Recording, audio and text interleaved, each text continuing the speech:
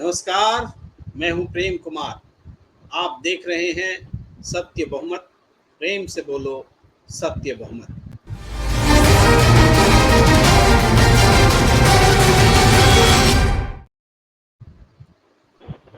एक बार फिर आपका स्वागत है प्रेम से बोलो सत्य बहुमत में। और आज हम एक गंभीर विषय पर चर्चा करने जा रहे हैं। आप सबको पता है कि सुप्रीम कोर्ट में मामला चल रहा है हिंडनबर्ग की रिपोर्ट पर, और अडानी, गौतम अडानी जी की जो कंपनी है, हिंडनबर्ग की रिपोर्ट के बाद किस तरीके से शेयर के बाजार में धराशायी हुई, और उसका फायदा कहा जाता है कि हिंडनबर्ग जैसी कंपनियां जो शॉर्ट सेलर कंपनी होती हैं वो उठाती हैं, और आरोप ये भी लगाया जाता है कि इसीलिए ये कंपनी जो है इस तरह की रिपोर्ट लेकर आती है। तो इसकी सुप्रीम कोर्ट में सुनवाई चल रही है। सुप्रीम कोर्ट ने एक कमेटी बना रखी है। कमेटी की एक एंट्री रिपोर्ट आई है, और वो रिपोर्ट का खुलासा कैसे हुआ है मुझे नहीं पता, लेकिन मीडिया में उसकी इंटरिम रिपोर्ट के अंश जो हैं आए हैं। वो रिपोर्ट ये कहती है कि कोई गड़बड़ी नहीं हुई। सुप्रीम कोर्ट ने ये रिपोर्ट कमेटी बनाई थी। कमेटी कहती है कि सेबी ने जो आंकड़े उनके पास उपलब्ध कराए, जो डेटा उपलब्ध कराए, जो जानकारी उपलब्ध कराई, उसके आधार पर हमें कहीं नहीं लगता कि रेगुलेटरी रूल्स जो हैं कहीं फेल हुए हैं। यानी सब कुछ चंगा सी ऐसा भाव निकलता है। हम आपको उस पर भी बात करेंगे कि सब कुछ ठीक था तो जो कुछ घटनाएं हुई, निवेशकों के हजारों करोड़ रुपए फूंक गए। खुद गौतम अडानी जो कि 140 अरब डॉलर के मालिक थे, आज 40 अरब डॉलर के मालिक रह गए। 100 अरब डॉलर का नुकसान, ये क्या वर्चुअल नुकसान है क्या? ये रियल नुकसान नहीं है। और ये सब हुआ तो कैसे हुआ? किसकी असफलता थी, या कि ये भी एक सफलता है? और जब असफलता है तो उसके कारण भी होंगे। तो सुप्रीम कोर्ट की कमेटी के अभी कोई, या इवन सुप्रीम कोर्ट का भी कोई फैसला आया नहीं है। कमेटी के इंटरिम रिपोर्ट है, लेकिन इससे पूरे देश में विमर्श जो है तेज हो गया है। दो भागों में पहले भी लोग बटे थे, अब भी बटे हैं।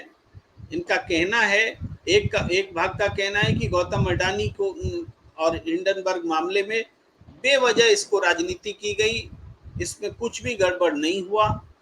और दूसरा पक्ष ये है कि गड़बड़ नहीं हुआ तो ये हंगामा क्यों बरपा, शेयर बाजार में इतने रुपए डूबे क्यों?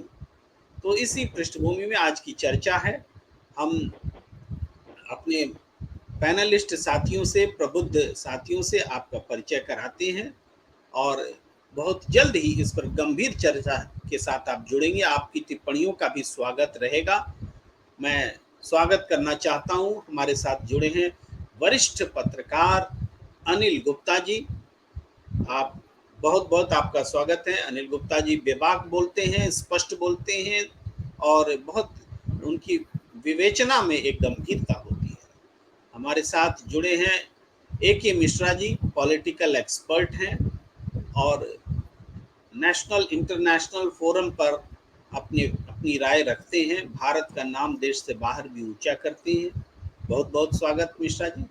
हमारे साथ सत्यदेव चौधरी जी मौजूद हैं, रोज की तरह आज भी संस्थापक हैं सत्य बहुमत पार्टी के।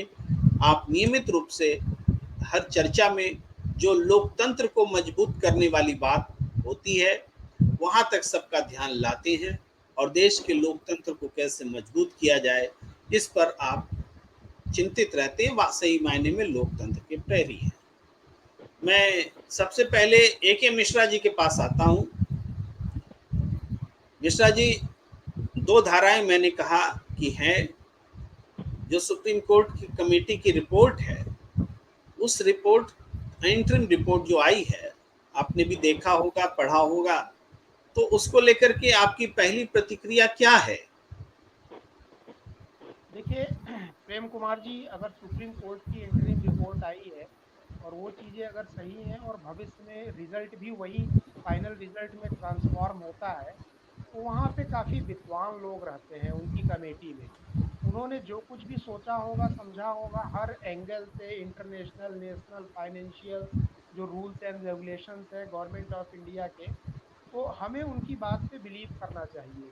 सुप्रीम कोर्ट में मतलब आप ये बोलिए कि हल्के लोग नहीं रहते हैं, कि कोई कमेटी बनती है तो बहुत एक्सपर्ट लोग रहते हैं। तो डेफिनेटली ये चीज़ है, और यही चीज़ मैं शुरू से बोलता था कि इसका ये जो मामला अडानी का हुआ है, देखिए सही क्या है गलत क्या है ये हम बाद में डिस्कस कर लेंगे ना, तो मैं क्लेम करता हूँ। लेकिन मुझे एक बू जरूर आती है। बू इसलिए आती है कि अमेरिका का कोई एक आदमी है जो वहाँ पे खुद विवादित है। उसका क्या इंटरेस्ट है यहाँ पे, क्यों वो भारत की कंपनियों के ऊपर अटैक कर रहा है? तो जैसे टेररिज्म होता है, स्ट्रेटजी होती है, वैसे ही फाइनेंशियल स्ट्रेटजी होती है। एक सिंगल आदमी की, जिसके यहाँ दो चार लोग काम करते हैं, इतनी बड़ी औकात नहीं है कि वो ये इस तरह के काम करे। उसके पीछे कोई न कोई बड़े हाथ होते हैं और षड्यंत्र होता है, और उसके पीछे सॉलिड रीजन है कि उसके अडानी के पीछे ही क्यों पड़े और किसी के पीछे क्यों नहीं पड़े। वो सॉलिड इकोनॉमिक रीजन है जिसके बेसिस पे बोला जा सकता है। मेरे कहने का मतलब, आपकी दौलत को लूटने का ये सब मॉडर्न टूल्स एंड टेक्निक है। पहले तो अटैक करके लूट लेते थे, सोना चांदी जो रखा रहता था ले जाते थे। अब जो इंटरनेशनल लूट होती है वो बड़े सोफेस्टिकेटेड तरीके से होती है। जैसे इंटरनेट से लोग लूट लिए, ये इस तरह के कॉन्स्पिरेसी क्रिएट करके आपके नेटवर्क को जो है शेयर मार्केट में कम कर दिया, आपको बर्बाद कर दिया। चार छह कंपनियां ऐसे ही देश की बर्बाद हो गई, आपकी इकोनॉमी डूब गई। तो मैं सुप्रीम कोर्ट की जो इंटरिम रिपोर्ट की जो भी खबर आ रही है, भगवान करे कि वो फाइनल रिपोर्ट में जाए। ये केवल अडानी के लिए मैं नहीं बोल रहा हूँ, एटलीस्ट बेयर मिनिमम अपने देश की जो कंपनियां हैं वो एकजुट होकर के इस तरह के फाइनेंशियल अटैक और टेररिज्म का सामना करने के लिए तैयार रहें और मैकेनिज्म डेवलप करें। अडानी के लूटने का मतलब ये नहीं है कि हम खुश हो जाएं, अरे देखो एक धन्ना सेठ लूट गया। अडानी, टाटा, बिरला, कोई भी इंडिया का अगर उद्योगपति लूटता है तो हम लूटते हैं, डायरेक्ट या इनडायरेक्ट। एक रिक्शा वाला लूटता है सर, ये फैक्ट सोचना जी, चाहिए। जी। तो इसलिए जी, बहुत मिश्रा जी जरूरी है कि आप फाइनेंशियल अटैक से बचाया जाए देश को। जी, जी, मिश्रा जी आप सही कह रहे हैं कि अगर 100 अरब रुपए 100 अरब डॉलर गौतम अडानी के लुट गए, तो मैं एक बड़े चैनल में कुछ दिनों पहले, जो आर्थिक मामलों का चैनल है, उसमें ही मैंने ये बात कही थी कि ये आम गरीबों का पैसा लुट गया। लोग गलत कहते हैं कि अडानी का पैसा लुट गया। तो उन्होंने मेरी समझ पर सवाल उठाया, कहा कि आप बिजनेस चैनल में बैठ करके ऐसी बातें करते हैं, ये गौतम अडानी की निजी संपत्ति थी, उसको आप पब्लिक की बता रहे हैं। ये बात है विमर्श का, और आपने भी उस बात को कहा। मैं दर्शकों के लिए बोलना चाहता हूँ। जी, एक आता लाइन हूँ मुझे मिश्रा और जी। कर जी, जी, देने बोलिए, दीजिए बोलिए, आपके फेवर बोलिए। में। जो उन्होंने बोला वो भी सत्य था। इस कंपनियों में होता क्या है, जैसे मान लीजिए 100 करोड़ की कंपनी की टोटल वैल्यू है, तो उसमें जो उसका प्रमोटर है उसका शेयर कितना है, मान लीजिए 40% है, तो 40% उसकी प्राइवेट प्रॉपर्टी होगी। 70% जो उसने शेयरों से उठाया है, पब्लिक ने लगाया है, नहीं, वो इस तरह का यहाँ बाइफरकेशन वहां पर पे होता है। मिश्रा जी आता हूँ, डिबेट को बढ़ाता हूँ आगे। मैं इन तकनीकी बातों में पढ़ना ही नहीं चाहता कि प्रोमोटर के कितने पैसे हैं और शेयर होल्डर्स के कितने पैसे हैं। वो पैसा इस देश के लोगों का पैसा है, ये मैं कह रहा हूँ। अडानी जी ने जो पैसे कमाए, उनका ज्यादातर हिस्सा 2018 और 22 के बीच का है। इतने कम समय में इतनी दौलत जो कमाई गई, इसी जनता का पैसा है वो, ये मैं कहना नहीं नहीं, चाहता हूँ। वो व्यक्तिगत दो निजी, हजार आप अठारह इसमें और 2000, आप टिप्पणी कीजिएगा, 2018 फिर और 22 नहीं है। लाइन बाय लाइन डिबेट नहीं होगी Mishra ji, line by line debate मुश्किल है, फिर आएंगे आपके पास। तो मेरा ये कहना था कि ये जनता का पैसा है। मैं एक बार पॉइंट पर, विषय पर आने से पहले एक स्क्रीन पर नजर डालने का आग्रह करता हूं। ये रिपोर्ट के अंश हैं, जो इंटरिम रिपोर्ट है। At this stage, taking into account the explanations provided by SEBI, supported by empirical data, prima facie, it would not be possible for the committee to conclude that there has been a regulatory failure around the allegation of price manipulation, the report said. तो ये जो report है, ये report के जो अंश हैं, इसी अंश को सामने रखते हुए, जिसका सीधा सा मतलब है कि सेबी ने जो अकाउंट के बारे में जो एक्सप्लेनेशंस दिए हैं और उसमें वो जिस डाटा के आधार पर है उसको प्राइमा फेसी देखते हुए कमेटी ये निष्कर्ष निकालती है कि ये रेगुलेटरी फेल्योर का उदाहरण नहीं है जिसके इर्द गिर्द ये प्राइस मैनिपुलेशन हुआ। ये बात सेबी का कहना है।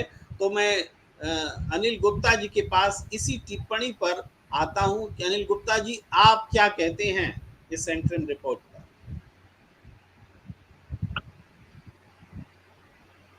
भारत के सर्वोच्च न्यायालय ने जब इस ये पैनल का गठन किया था, उस समय सुप्रीम कोर्ट का दृष्टिकोण था कि यह इस क्षेत्र के एक्सपर्ट्स हैं जो ये सजेस्ट करेंगे कि सेबी का फेल्यूर की समीक्षा करेंगे और ये देखेंगे कि इस तरह की घटनाएं न हो, उसके लिए उपाय सजेस्ट करेंगे। इस रिपोर्ट को देख के लगता है कि देश सेबी, सुप्रीम कोर्ट और इस देश की संसद को मार्गदर्शन देने की बजाय सुप्रीम कोर्ट की कमेटी ने सेबी की रिपोर्ट, जो प्रिलिमिनरी रिपोर्ट है, उसी पर या जो भी कुछ वो प्राथमिक दौर में है जो काम कर रही है सेबी, या सेबी का जो कहना है उसी को आधार बना करके ये रिपोर्ट तैयार कर दी है। साफ जाहिर होता है कि इस रिपोर्ट में कोई मेहनत नहीं की गई है और न उनकी कोई ऐसी बुद्धिमत्ता प्रकट हो रही है जो या प्रतिभा प्रकट हो रही है कि वो इस प्रकार की घटनाओं को रोके। मैं तो यही कहूंगा, लेकिन वो सुप्रीम कोर्ट की द्वारा गठित ये कमेटी ये कहकर बच सकती है कि अभी हमारे पास जो डाटा चाहिए, जो पुष्ट डाटा चाहिए, रादर जो कंफर्म डाटा चाहिए, वो उपलब्ध नहीं है, तो इसलिए हम अभी कोई बहुत निश्चयात्मक तौर पर कुछ नहीं कह सकते। जी प्रेम जी। जी, अब मैं आना चाहता हूं सत्यदेव चौधरी जी के पास। चौधरी साहब, सेबी की रिपोर्ट के आधार पर इंटरिम रिपोर्ट के अंश हम लोग देख रहे हैं और उससे कंक्लूजन निकल रहा है और हमने उसको सवाल के रूप में रखा है कि सुप्रीम कोर्ट की बनाई कमेटी की रिपोर्ट क्या गौतम अडानी को क्लीन चिट है? ये एक सवाल रख रहा हूं और इस सवाल के साथ ये बात भी जोड़ रहा हूं कि ये वही सेबी है जिसने अभी हाल में ही इसी सुप्रीम कोर्ट में इसी मामले में ये कहा कि हमने 2016 के बाद से गौतम अडानी की किसी भी कंपनी का कोई भी उसकी जांच नहीं की और हम सेबी ने पहले जो बातें कही थी जांच के बारे में वो झूठा था, यानी सेबी ने झूठ कहा था और इसी झूठ को संसद में भी दोहराया गया था, ये भी सच है। तो अब इस सवाल पर मैं आता हूं दोहराते हुए कि सुप्रीम कोर्ट की बनाई गई कमेटी की रिपोर्ट क्या अडानी को क्लीन चिट है? धन्यवाद प्रेम जी।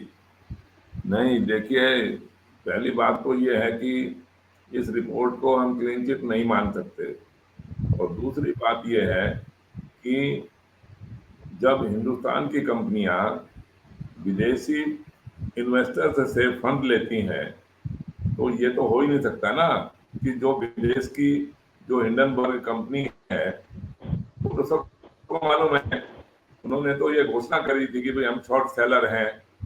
उस शॉर्ट सेलर बेसिस के ऊपर उन्होंने ये इसका एनालिसिस किया, इसका 2 साल से सर्वेक्षण किया और वहां उनके दफ्तरों में जाके हिंडनबर्ग कंपनी ने, जहां पर भी इन अडानी कंपनियों ने जो बाहर के अंदर इनके ऑफिस बने हुए हैं वहां जाके देखा तो वहां पर तो एक ही जगह के अंदर कई कंपनियों के ऑफिस बने हुए हैं और उनके वहां पर कोई कांटेक्ट नंबर नहीं है, कोई जिम्मेवार आदमी वहां पर नहीं है। तो देखिए, ये तो पक्का है कि इसके अंदर कुछ ना कुछ गड़बड़ तो है नहीं तो 140 बिलियन डॉलर से आप ही कह रहे हैं कि उसकी संपत्ति अब 40 बिलियन डॉलर रह गई, तो 100 बिलियन को ये तो है नहीं कि कोई छोटी मोटी रकम होती है। 140 में से अगर 2, 5, 4 अगर बिलियन इधर उधर हो जाते तो बात समझ में आती, लेकिन 140 में से 100 बिलियन निकल जाना तो अपने आप के अंदर इसका मतलब तो ये हुआ कि करीब करीब 2/3 से भी ज्यादा माल उसका खत्म हो गया। तो वो जो पैसा है, वो पैसा जो यहाँ के जो इन्वेस्टर हैं, लोकल इन्वेस्टर हैं, हिंदुस्तान के जो इन्वेस्टर हैं, उनका पैसा गया, LIC का पैसा गया, सेबी का पैसा गया। तो इस तरह से नुकसान तो रिटेल इन्वेस्टर का हुआ, और जो भी इनके जो ये होलसेल इन्वेस्टर हैं जिनके अंदर इनके अपने ही हैं, और फिर ये जो एक बाहर से, मैं अभी उसका नाम भूल रहा हूँ कि किस तरह से इन्होंने यहाँ के पैसे को दूसरी कंपनियों में भेजकर और उनके जरिए से रूट करवाया अपनी कंपनियों के अंदर, उसका भी सेबी ने अभी तक कोई रिपोर्ट नहीं दी। इतने देर के अंदर कितने रिटेल इन्वेस्टर्स के अंदर कैसे खरीद फरोख्त, कैसे खरीदा गया, किसको बेचा गया, उसकी रिपोर्ट भी नहीं दी गई है अभी तक। और पीछे भी मांग करते रहे, लेकिन इसको रिपोर्ट देने में तो कोई दिक्कत ही नहीं है इनको, लेकिन नहीं दिया जिससे खुलासा हो सके। ऐसी रिपोर्ट तो कोई आई नहीं है अभी तक। खाली ये कह देने से कि इसमें कोई अनियमितता नहीं है, तो इसका मतलब तो ये हुआ कि भाई 140 बिलियन डॉलर से जो 40 रह गया, वो 40 का एकदम से अभी फिर 140 हो जाना चाहिए, तो वो भी नहीं हो रहा है। तो नुकसान तो देखिए हो गया, और जिसको भी इसके अंदर किसी का नुकसान है तो किसी का फायदा भी हो रहा है, ये बात तो है शेयर बाजार के अंदर। लेकिन फिर भी मैं जहां तक समझता हूँ कि हमारी सरकार का बिल्कुल ये एक फाइनेंशियल क्राइम है, जो कि एक किसी कंपनी को एक ऐसा फेवर करके और इसको आसमान में चढ़ा देना इतने कम समय के अंदर, और उससे लोग भ्रमित होते हैं तो वो फिर अपना पैसा डालते हैं उसके अंदर इस लालच में आके कि इसमें और फायदा होगा, और जब फायदा नहीं होता है तो फिर नुकसान हो जाता है। तो फायदा तो रिटेल इन्वेस्टर का ही हुआ, या जो फाइनेंशियल इंस्टीट्यूशंस हैं उनका हुआ, जो फॉरेन इन्वेस्टमेंट करते हैं उनका भी नुकसान हुआ। तो ये तो कह ही नहीं सकते हम जी कि इसमें नुकसान नहीं हुआ, नुकसान तो हुआ ही हुआ, 100% नुकसान हुआ।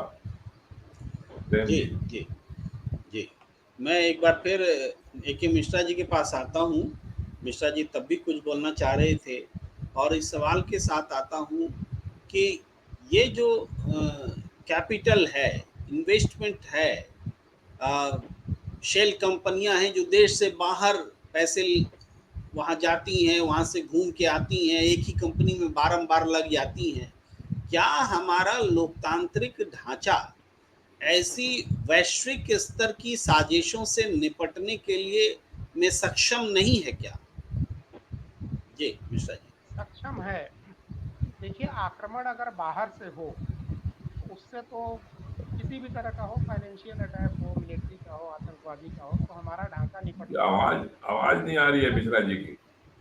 आवाज बाकी हमें पहले भी नहीं आ रही थी, हम सुन नहीं पा रहे। मिश्रा जी क्या बोल रहे हैं? प्रेम जी, आवाज आ रही है आपको? हाँ, थोड़ी हल्की आ रही है। आ रही है आवाज आ रही है सर। हाँ, आप वॉल्यूम बढ़ा दीजिएगा।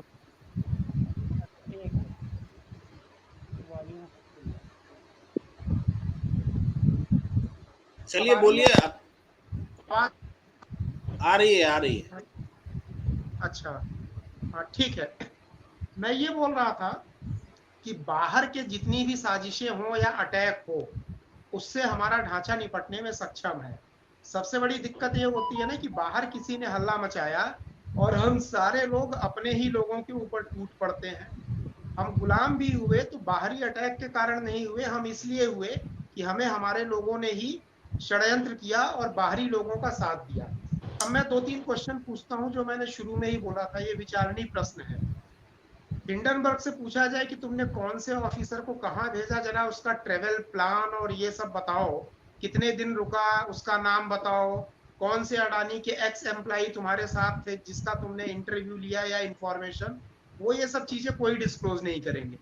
उन्होंने जितने भी क्वेश्चन, उस वक्त तो मैंने रिपोर्ट पूरी निकाल के उसकी पढ़ी थी, वो क्वेश्चन उन्होंने उछाल के फेंक दिए। हम इतने बड़े बेवकूफ कि हम अपने ही लोगों को मारने लगते हैं। एक चीज को ध्यान रखिएगा, अडानी सही है या गलत है ये बात दूसरी है, उसका फैसला हम करेंगे, भारत के संविधान कोर्ट वगैरह करेंगे। अब मैं आपको कुछ उदाहरण और देता हूँ। स्विट्जरलैंड की इकोनॉमी लूट पे चलती है। ब्रिटेन में आप जाके 5 करोड़ या कितना है उतना पैसा दीजिए, वो आपसे पूछेंगे नहीं कि ये लूट का पैसा है कि कहाँ का पैसा है, वो आपको नागरिकता और प्रोटेक्शन दे देंगे। जो हमें आप तारीफ कर रहे हैं, आप तारीफ कर रहे हैं या आलोचना? नहीं, मैं अपने लोगों की आलोचना कर रहा हूँ। जिन लोगों ने अडानी के ऊपर स्विट्जरलैंड का उदाहरण आपने रखा, मैं उनकी आलोचना कर रहा हूँ और मैं आईना दिखा रहा हूँ विदेश के लोगों को। अमेरिका इतना बड़ा लुटेरा, उसकी पूरी इकोनॉमी अमेरिका और ब्रिटेन की लूट पे बनी है। स्विस बैंक किसी को खाता तक नहीं बताता था कितने पैसे हैं। स्विट्जरलैंड की इकोनॉमी ही इसी पे बेस्ड है कि लूट के पैसे ले आकर के जमा करो और उसी से उसकी इकोनॉमी चलती है।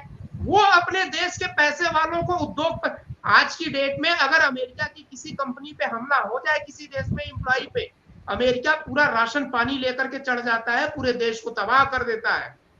ऐसी रिपोर्टों को मैं सिरे से खारिज करता हूं। एक रिपोर्ट और आई थी कि पाकिस्तान तो हैप्पीनेस इंडेक्स में जो है इंडिया से बहुत आगे है और दुनिया की जानी मानी संस्था ने की थी, वो हिंडनबर्ग की बाप है। अगर रेपुटेशन में देखा जाए तो हिंडनबर्ग उसके सामने कुछ नहीं है। इधर हल्ला मचना शुरू, अरे जी हम तो पाकिस्तान से पीछे हो गए, पाकिस्तान से पीछे हो गए। हमने अपने सर नोचने शुरू कर दिए आपस में ही। पाकिस्तान का क्या रिजल्ट रहा? तो चूंकि देखिए, मैं फाइनेंस और इकोनॉमी हमने बहुत अच्छे तरीके से पढ़ी है, हमारा हमने प्रैक्टिस किया है कंपनियों में। हमें पता है किस तरह से विदेशी ग्लोबल इकोनॉमी चलाते हैं जो दादा बने हैं, और किस तरह की लूट। अमेरिका ने जब हमला किया था गद्दाफी के ऊपर, सारा सोना लूट करके अमेरिका वहां पे लेके गया। वह ये ईरान और इराक वार में क्या हुआ? तो उनके साजिशों को समझिए। कल को कोई टाटा को बोल देगा, बिरला को बोल देगा, पता चला हम लोग लूटना शुरू कर देंगे इनको। हम ऐसे उद्योगपतियों को बोलेंगे कि तुम चोर हो, हम ही लोग अपने देश के उद्योगपति। दूसरी इंपॉर्टेंट चीज मैं बोलता हूं, ठीक है अडानी का शेयर गिरा, सारी चीज हुई, क्या उसकी कोई चीज बिकी? उसके जो रियल एसेट्स हैं, पेपर एसेट्स की बात नहीं कर रहा हूं, परसेप्चुअल एसेट्स की बात नहीं कर रहा हूं। फैक्ट्री, कंपनी, ऑफिसेज, जितने एम्प्लॉई थे सब तो वैसे ही हैं। परसेप्चुअल एसेट्स वो होते हैं कि जैसे शेयर उसने 10 रुपए की आज प्राइस है, डिमांड बढ़ गई तो 100 रुपए हो गए। मिश्रा जी उन बातों को देश भी समझता है भाई। आज भी शेयर होल्डर्स को की मीटिंग बुलाएं फिजिकली, तो आज अंबानी ज्यादा लोगों को फिजिकली खड़ा कर सकता है, अडानी नहीं खड़ा कर सकते। ये कम समय में अधिक तेजी के साथ जो पूंजी का विस्तार हुआ है उसका एक बहुत कारण है, लेकिन मैं इन्हीं बातों में नहीं जाना चाहता। देखिए तब इसका ये तो अनंत कथा हो जाएगी, अनंत कथा हो जाएगी। रुक जाइए। इन्फोसिस ने जितना तेज ग्रोथ किया, टाटा को 100 साल लग गए उस लेवल पे पहुंचने पे, इन्फोसिस 10 साल में पहुंच गया। सुन लीजिए सैद्धांतिक बातें कह करके ये जो चीजें हुई हैं जो गलत हुई, सुप्रीम कोर्ट ने अगर इसको कंसीडर किया सुनने के लिए, तो कंटेंट था तभी कंसीडर किया। अभी सुनवाई चल रही है, उसमें जो एंटरिम रिपोर्ट आई है, एंटरिम रिपोर्ट का जो बेसिक है उसकी बात कर रहा हूं कि एंटरिम रिपोर्ट का आधार ही सेबी की ओर से प्रदत्त किया गया डाटा है, और सेबी खुद मान रहा है कि उसने 2016 के बाद से अडानी की किसी कंपनी को छुआ तक नहीं है। तो ये कंट्राडिक्टरी तो साफ है ना, तो ये क्लीन चिट तो हो ही नहीं सकता। और ये जबरदस्ती अगर हमें ये बनाया जाए कि वो हमारे देश की कंपनी, इसलिए हमारे पूरे देश को उसके साथ खड़े हो जाना चाहिए, ये देश और विदेश का मामला नहीं है, हमारे ही देश के इंडस्ट्री का मामला है। हमारे ही देश के लोगों के साथ लूट भी हुआ है, हमारे ही देश के लोगों का विकास भी होना है। सारी समस्या हमारे देश के लोगों की है। विदेशी कंपनी ने जो दिखाया है, बताया है, जांच कर दिया जाए। मैं अनिल गुप्ता जी के पास आना चाहता हूं कि जांच होनी चाहिए कि ये विदेशी कंपनी की रिपोर्ट ही गलत है, तो और पाक साफ बन करके ये अडानी की कंपनी आएगी, बहुत विश्वसनीय बनकर आएगी। नहीं, अडानी की कंपनी में कोई भी शेल कंपनियों में पैसा नहीं गया। इनके भाई की जो शेल कंपनियां दक्षिण अफ्रीका और दूसरे देशों में है, वहां कोई पैसा नहीं गया, वहां से वापस इनकी कंपनी में नहीं आया। छद्म तरीके से इनके शेयर जो प्राइस है उसको हाइक नहीं किया गया। इस बारे में क्लीन चिट हो जाए तो अडानी की कंपनी का भला होगा, देश का भला होगा, और हिंडनबर्ग का थोड़े भला होगा। जी अनिल गुप्ता जी। हिंडनबर्ग को एक बार मिश्र जी के दृष्टिकोण से छोड़ दें कि वो विदेशी है, इसलिए वह शत्रु है, देश का शत्रु है, अडानी का शत्रु है, भारतीय जनता पार्टी की सरकार का शत्रु है। लेकिन यह तो फैक्ट है कि LIC को घाटा हुआ अडानी में, जो इन्वेस्टमेंट किया अडानी की कंपनियों में। ये तो फैक्ट है। ये तो फैक्ट है कि सेबी के संसद में कोई सूचना दे रही है, आज कुछ और सूचना दे रही है। ये तो फैक्ट है। यही सत्य पता नहीं चल पा रहा है। तो मोटे तौर पर तो मुझे बिल्कुल एक ये आदरणीय सत्यदेव चौधरी जी का बड़ा अच्छा प्रिय शब्द है सत्य। सत्य के मार्ग पर चलने वाले पत्रकार के रूप में मैं ये कहना चाहता हूँ कि ये सब मुझे अडानी को बचाने की कोशिशों का हिस्सा लगता है। ये इसमें कहीं कोई फेयर नहीं है। मतलब इससे ज्यादा अंधेरगर्दी क्या होगी कि पार्लियामेंट में कहा गया कि वो जांच कर रही है सेबी, यहाँ अब कह रही है कि हमने कोई जांच नहीं की। ये तो कोई बात ही नहीं है। कोई बेसिर पैर की बातें हो रही हैं इस देश में और इसका कोई नोटिस नहीं दे रहा। इस देश के प्रबुद्ध लोगों को क्या हो गया है? कुछ लोग हैं सत्यदेव चौधरी जी जैसे जो संवेदनशील हैं, जिनके हृदय में तड़प है इस देश के साथ। कारण क्या है? और वह सेबी लगातार जद्दोजहद कर रही है सुप्रीम कोर्ट में कि हमको 6 महीने का समय दीजिए। सुप्रीम कोर्ट ने टिप्पणी, कठोर टिप्पणी की कि 2 महीने निकल गए, क्या किया आपने? कुछ नहीं किया उन्होंने। हाथ पर हाथ रख के बैठे। वो केवल इसलिए मांग रहे हैं समय कि 6 महीने बाद फिर कहेंगे। तो मांग तो रहे हैं वो 15 महीने कि इतना जटिल काम है कि इसमें 15 महीने लगेंगे, जिससे कि आगामी लोकसभा चुनाव की तिथियां निकल जाएं। जी प्रेम जी। मैं सत्यदेव चौधरी जी के पास आना चाहता हूँ एक अलग किस्म से सवाल लेकर कि देखिए, ये इतना बड़ा कांड हुआ जिसमें अरबों रुपए डूब गए, जनता के डूबे, लेकिन इसकी जांच हम उस सेबी की ओर टकटकी लगा के देख रहे हैं। जो सेबी अगर सही होता तो ये घटना ही नहीं घटती। सेबी अगर निगरानी रखता तो ये दिन क्यों देखने पड़ते? तो उन्हीं सेबी को जांच की जिम्मेदारी दी जा रही है। सुप्रीम कोर्ट भी, कमेटी भी उसी सेबी पर डिपेंड कर रहा है। तो क्या ये डेमोक्रेसी का फेल्योर नहीं है? जनता का पैसा डूब रहा है तो जनता के सेवक की चिंता होनी चाहिए। ये जांच JPC से होनी चाहिए, ज्वाइंट पार्लियामेंट्री कमेटी। जनता के सेवक इसकी जांच करेंगे, वो सही लाएंगे, वो सेबी की भी जांच करेंगे। ये अडानी और हिंडनबर्ग का मामला नहीं है, ये सेबी और हमारी नियामक जो कंपनियां हैं उनकी भी ईमानदारी का सवाल है। वो भी सवाल के घेरे में है। जो सवाल के घेरे में है उसी से जांच करवाई जा रही है। ये सवाल आपके पास है सत्यदेव चौधरी। तो देखिए प्रेम जी, 100% हमारी सरकारों की भेदभाव और पक्षपात भरी नीतियों के कारण ही ये सारा सब चक्कर पड़ता है। और क्योंकि जैसे मिश्रा जी अभी बोल रहे थे जी कि हमारी अपनी कंपनी का हमारे देश के लोग इसकी आलोचना क्यों करते हैं, टाटा या बिरला की आलोचना क्यों नहीं करते? अरे भाई, जिसके अंदर गड़बड़ होगी उसी की तो बात करी जाएगी। तो ये जो विदेशों के अंदर जो पैसा लूट के चला गया वो हमारे देश का तो गया हुआ है ना। तो वो किस कारण से गया? क्योंकि हमारी आर्थिक नीति, हमारे सरकार की आर्थिक नीति ही ऐसी है।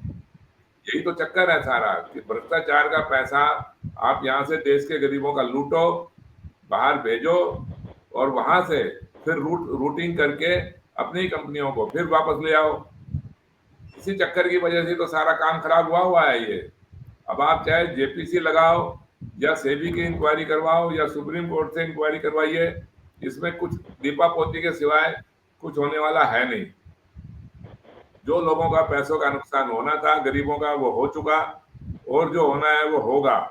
लेकिन अगर मान लो ऐसा ही अगर है, ये हिंडनबर्ग की रिपोर्ट अगर इतनी गलत है, तो ये तो बहुत जल्दी रिकवर भी हो जाना चाहिए था मार्केट। उसके अंदर अनप्रोपोर्शनेट मैनर के अंदर इन्होंने रेट बढ़ाए, अपने ही पैसे को रीरूट करते करते करते करते इन्होंने 10 रुपए की चीज 100 रुपए में कर दी। और क्योंकि उसका एक जो रियल वैल्यू होनी थी, जहां पर इसको एस्टेब्लिश हो जाना चाहिए था, उस एक लेवल के ऊपर आई वो चीज, इसीलिए ये अब उस रेट के ऊपर टिका हुआ है। नहीं तो 140 की चीज 40 रह गई, और 40 की चीज अब 41-45 भी नहीं हो पा रही है। इसका मतलब उसके अंदर गड़बड़ तो है ही है। अनप्रोपोर्शनेट मैनर के अंदर उसमें उसको लाभ तो मिला ही मिला है, और लोगों को मूर्ख बना के इन्फ्लेट कर करके प्राइस, जो स्मॉल इन्वेस्टर थे उनका नुकसान हुआ। तो हमारे देश के अंदर इतने लोग, हमारी सरकार इतने मूर्ख क्यों है, या उनका कोई भी ऐसा कोई चेक नहीं है जिसके अंदर हमारे देश के लूटे हुए धन को वो स्विट्जरलैंड चला गया, ब्रिटेन चला गया, अमेरिका चला गया।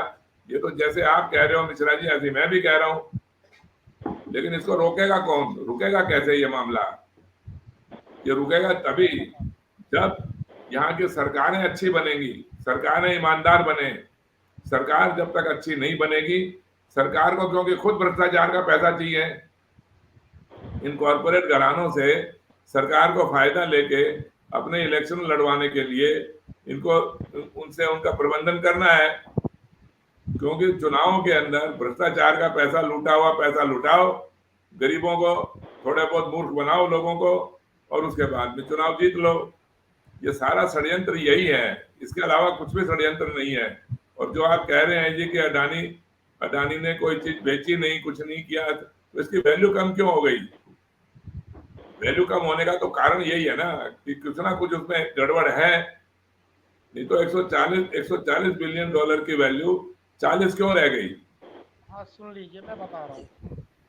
जी मैं मिश्रा जी के पास आता हूँ। मिश्रा जी, बेसिक सवाल वही लेकर आता हूँ जो मैंने सत्यदेव चौधरी जी से पूछा कि इसकी जांच हम उस सेबी को से उसके डाटा पर डिपेंड कर रहे हैं जो खुद सवालों के घेरे में। हम सेबी पर क्यों डिपेंड करें? हम जेपीसी से क्यों नहीं जांच करवाएं? जनता के प्रतिनिधि हैं, जेपी ज्वाइंट पार्लियामेंट्री कमेटी, सांसदों की टीम जांच करेगी तो वो ज्यादा होगी, बेहतर होगी। ये नौकरशाहों को मैनेज करना तो कैपिटलिस्ट के हाथ में है। जी मैं आपको बताता हूँ, यहाँ पे जितने लोग बैठे हैं मुझे छोड़ के सब सत्य का झंडा एकदम बुलंद करने में की आवाज फिर गई। जितने लोग बैठे हैं सब सत्य का परचम लहरा रहे हैं, ये सम्मान की बात है। मैं एक चीज पूछता हूँ, अमेरिका के एक 3rd क्लास के चोर और निकम्मे आदमी ने लगाया आरोप, और हम सत्यवादी हरिश्चंद्र बन गए और न्याय करने के लिए तत्पर हो गए। जरा बताइए ना, लाखों लोग मर गए थे मिथाइल आइसोसाइनाइड जब भोपाल में रिसा खा और एंडरसन को पकड़ नहीं पाई, उसके लिए आप लोग अमेरिका से क्या बोलेंगे? बताइए। मैं आरोप लगाता हूं, एक भारत का नागरिक, एक अकेला, आप हिंडनबर्ग की जगह मुझे देखिए। हाँ, मैं बोलता हूं कि अमेरिका को गिरफ्तार करें, वहां के राष्ट्रपति को गिरफ्तार करें। इस पे क्या ओपिनियन है आपका? उसी पैमाने से देखिए जिस पैमाने से आप हिंडनबर्ग को देख रहे हैं। ये जो कंपेंसेटरी तरीका बता रहे हैं कि तुम भी चुप रहो, हम भी चुप रहे। अब सुन लीजिए, अब मैं षड्यंत्र आपको बताता हूँ। धारा एक तेल था, सुनिए प्रेम जी सुनिए, जो नंबर 1 मार्केट था, उसके साथ क्या रचा गया? षड्यंत्र। और हमारे जो अभी सम्मानित बुजुर्ग यहाँ पे बैठे हुए हैं, उन्होंने बोला कि भाई वैल्यू इतनी गिर क्यों गई? देखिए, 2 तरीके के एसेट्स होते हैं, एक होता है रियल, एक होता है perceived. Share market perceived value पे चलता है। किसी प्रोडक्ट का शेयर, किसी कंपनी का शेयर 30% अगर बढ़ गया, किसी दिन सुबह आपने खोला तुरंत 30% बढ़ गया, फिर 15% गिर गया, तो इसका मतलब ये नहीं हुआ कि उसके एसेट्स, उसकी प्रॉपर्टी या उसकी सेल सुबह खुलते ही 15% बढ़ गई, जंप कर गई। उसमें कुछ फैक्टर होते हैं कि बिकवाली ज्यादा हुई, डिमांड ज्यादा हो गई, लोगों ने खरीदना शुरू किया, वो बीच का एक छोटा सा प्रोसेस होता है। शेयर मार्केट में जो वैल्यूएशन बढ़ती है वो क्या परसेप्शन मिश्रा बेस्ड जी पे होता आप है। क्या कह रहे हैं? दुनिया का तीसरे नंबर का उद्योगपति यहाँ 50-60 से नीचे चला गया, तब भी आप रियलिटी को बोल रहे हैं मत स्वीकार कीजिए। नहीं नहीं, हमने कब बोला कि शेयर मार्केट, नहीं नहीं, शेयर मार्केट के हिसाब से उनकी वैल्यूएशन गिरी है, उनकी रैंकिंग गिरी है, नो डाउट। लेकिन शेयर मार्केट पे कोई चीज कैसे बढ़ती है और कैसे घटती है वो जरूरी नहीं है कि वो आपकी रियल, जितनी भी बड़ी बड़ी कंपनियां हैं जिनकी शेयर वैल्यू बहुत बड़ी आंकी जाती है, जरूरी नहीं है कि एग्जैक्टली उतने का एसेट्स उनके पास हो।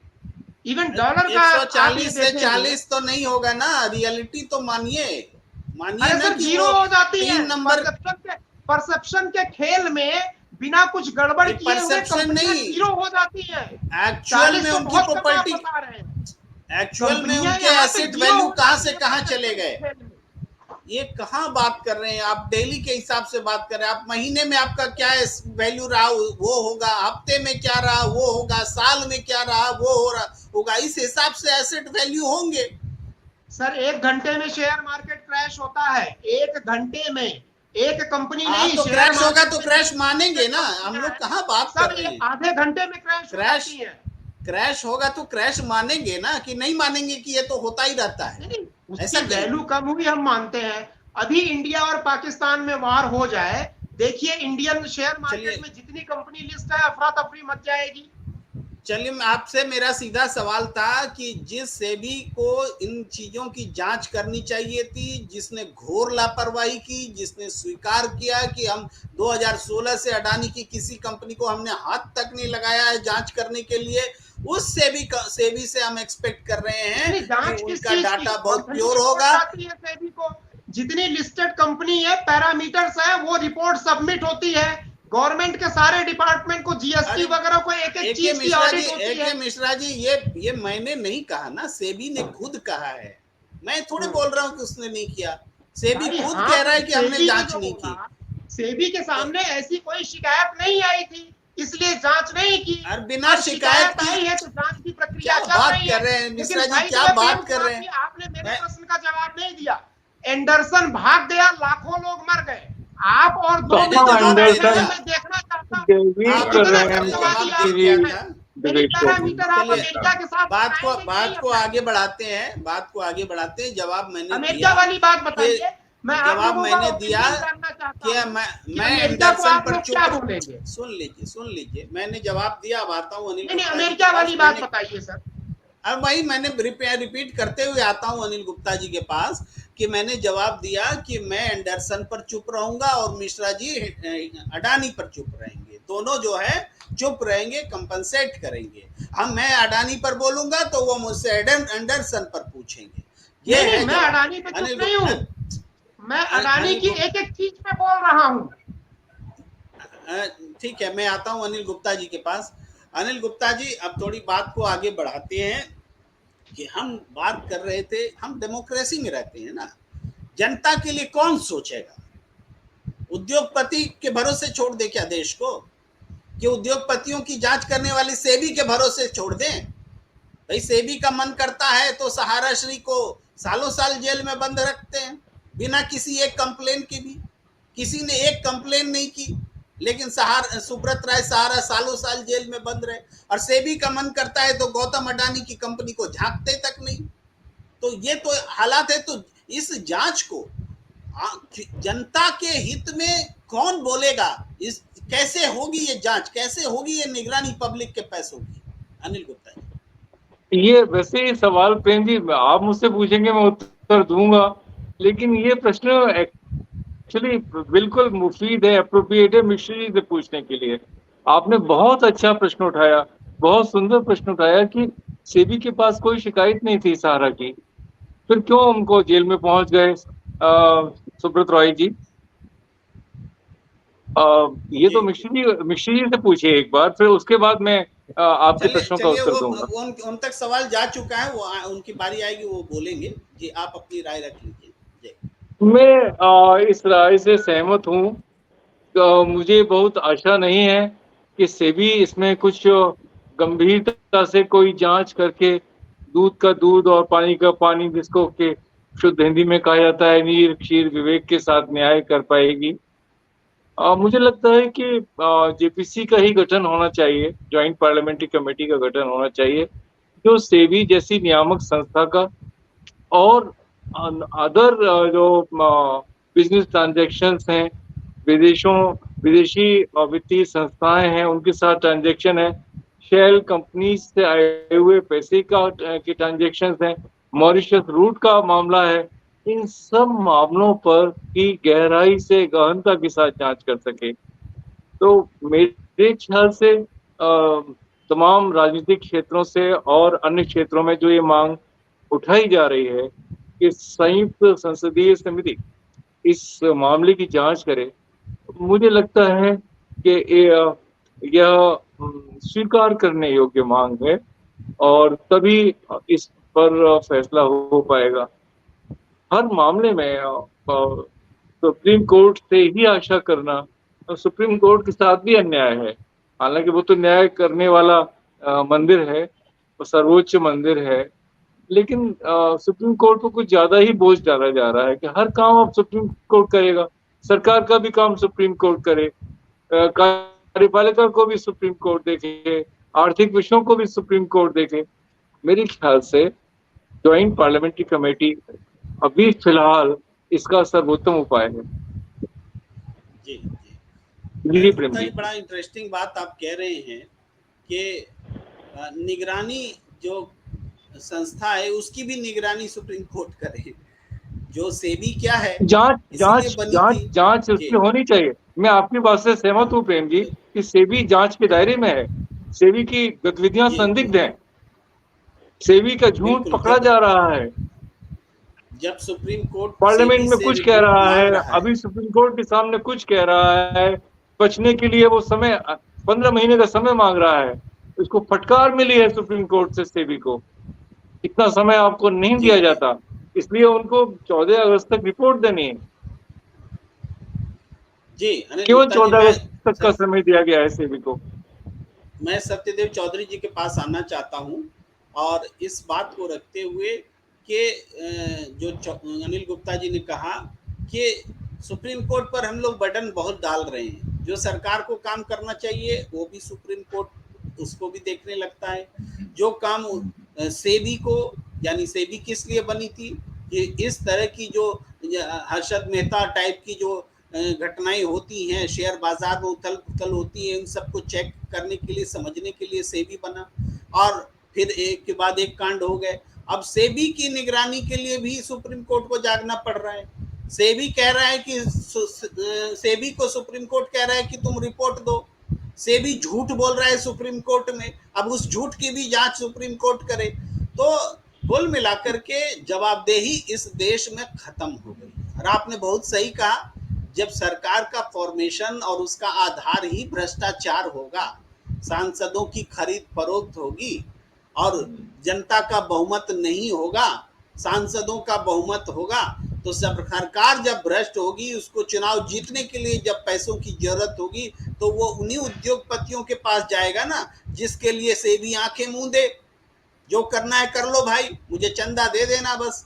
जी सत्यदेव चौधरी जी प्रेम जी, बात यही है जो आप कह रहे हैं, और मैं इस पक्ष में हूँ कि जेपीसी का गठन होना चाहिए कि जिससे कम से कम कुछ ना कुछ सच्चाई का तो पता लगे, चाहे उसका निवारण हो या ना हो, हमें पता तो लगना चाहिए कि गलती कहाँ हुई। और जिस प्रकार यूनियन कार्बाइड के एंडरसन की जो यूनियन कार्बाइड की जो घटना हुई थी, तो एंडरसन को भगाने वाले भी हमारे नेता ही थे, कोई पब्लिक का आदमी नहीं था। इसी प्रकार जो भी अब ये जो अडानी का जो मामला है, ये भी हमारी सरकारों के द्वारा ही प्रायोजित है। ये आप कह ही नहीं सकते कि ये सरकार का इससे कोई लेना देना नहीं है, सरकार का ही इसके अंदर पक्षपात है। सरकार ने ही यहाँ के देश के गरीबों का पैसा लूटा और वो रीरूट होके मॉरिशस के माध्यम से या किसी के भी माध्यम से, उन्हीं के बहन भाइयों की बहनोइयों की कंपनियां हैं जो उसमें पैसा जाता है, वहां से फिर पैसा वापस आता है और इनके शेयरों के बाजारों को इन्फ्लेट किया जाता है। इसके अलावा और कोई रास्ता ही नहीं है।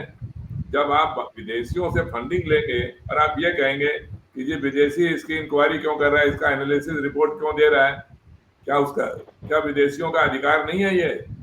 और अगर विदेशियों ने आपको अगर ये आंखें खोली आपकी कि भाई हिंडनबर्ग कंपनी ने अगर आपकी आंखें खोली कि एक अडानी कंपनी का समूह ऐसा है जो इस तरीके की हेराफेरी कर रहा है, जो इस तरीके से शेयर बाजार के अंदर प्राइसिंग को इन्फ्लेट कर रहा है, तो हमें तो उसका धन्यवाद करना चाहिए हिंडनबर्ग कंपनी का कि भाई उसने कम से कम हमारे को और आगे डूबने से तो बचाया, और आगे नुकसान होने से तो बचाया कम से कम। तो ये देखिए जो भी ये सरकार का मिश्रा जी आता हूं, आखिरी कमेंट आप ही से। इस तरीके का मामला है ये कि गरीब, और ये खाली एक ही कंपनी का बात नहीं है। जो आप टाटा बिरला की बात करते हो तो मुझे बताइए कौन सी टाटा बिरला कंपनी का आज तक कोई ऐसा शेयर क्रैश हुआ जैसे ये हो गया? कोई एक है उदाहरण आपके सामने कि किसी भी टाटा कंपनी का शेयर इतना क्रैश हुआ ऐसे? 2-5%, 10% तक इधर उधर हो गया तो बात समझ में आती है, तो सारे का सारा ही क्रैश हो गया। तो इसका मतलब क्या हुआ? इसका मतलब तो है ही मामला वो सारा धोखाधड़ी का। और जब तक ये सरकारों का पक्षपात और भेदभाव खत्म नहीं होगा तो तब तक, और जब तक उनका मामला इसीलिए है कि उनको चुनाव के अंदर अपना भ्रष्टाचार से अर्जित किया हुआ धन चाहिए,